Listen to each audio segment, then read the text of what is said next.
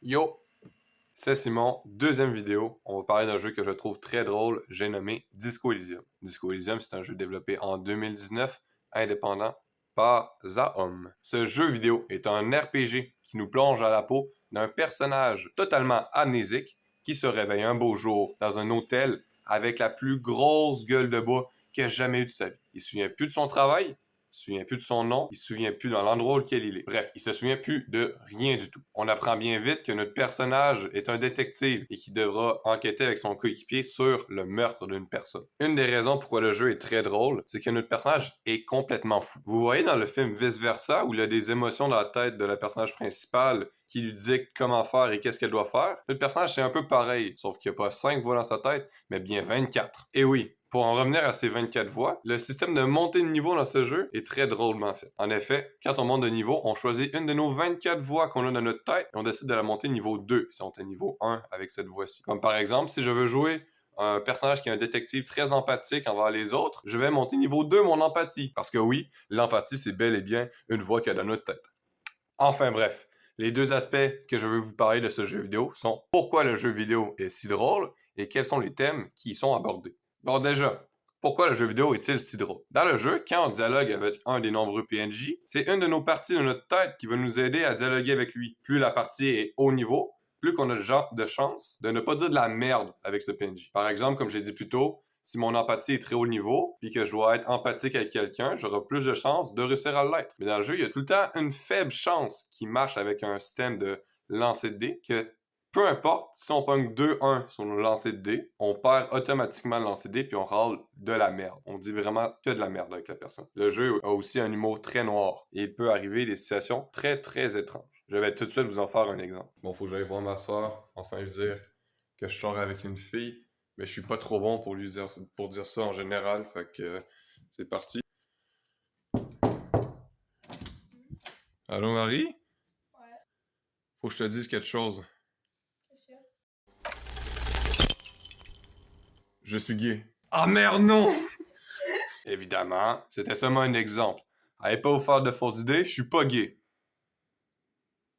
Je suis pas gay. Dans Disco Elysium, tu peux vraiment trouver de la drogue absolument partout. À chaque coin de rue, tu peux aller voir un enfant et lui dire « Hey, est-ce que t'as de la drogue? » Puis il va te répondre à moitié avec une réponse claire parce que lui-même est en train d'en prendre et est gelé au moment où il te parle. Enfin bref, il y a de la drogue vraiment partout dans Disco Elysium. C'est un vrai ravage dans la ville fictive dans laquelle se passe le jeu. Est-ce que Disco Elysium reflète la vraie vie? C'est ça que je veux savoir. J'ai demandé où qu'on trouve le plus de drogue à Sherbrooke. Ça me tente quand même de savoir si c'est vrai.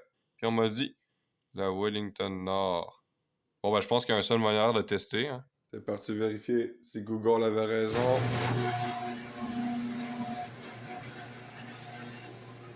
On prend notre meilleur vélo. C'est parti, mon kiki.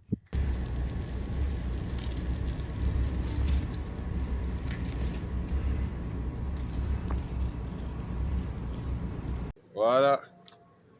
On vient d'arriver. On est sur la Wellington. Parce qu'il paraît c'est ici qu'il y a le plus de drogue à Sherbrooke sur Google. Fait que c'est parti. On va juste trouver une ruelle bien sombre, bien douche. À ce qu'il paraît, c'est là qu'il faut aller. Il y a des personnes qui sont prêts à nous en vendre, à ce qu'il paraît, ou nous en donner, ou juste nous renseigner. C'est parti. Ah! Je pense que j'en ai trouvé une. Regardez, là, ça a l'air bien suspect. Là.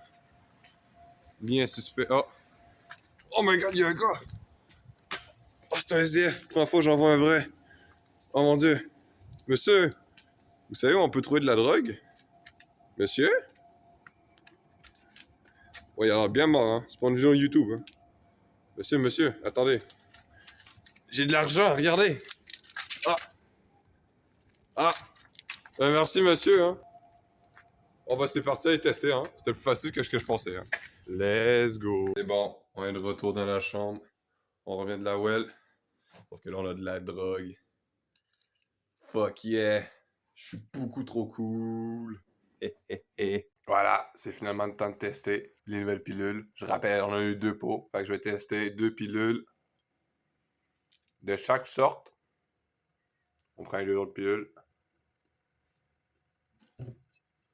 Un petit verre d'alcool pour accompagner. Voilà.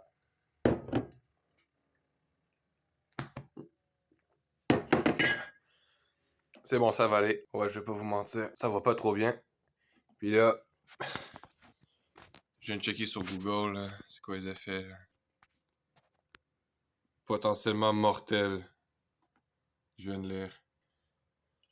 Quoi? Ça se peut que je meure. Faudrait que je me guérisse. Je vais prendre le désintox parce que là... Oh, ça va mal. J'ai mal à la tête.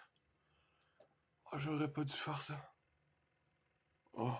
Ça va peut-être aider.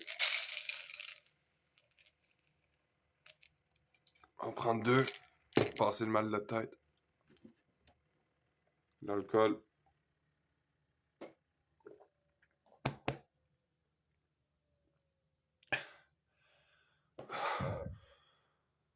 On va voir. Ça va mieux bientôt.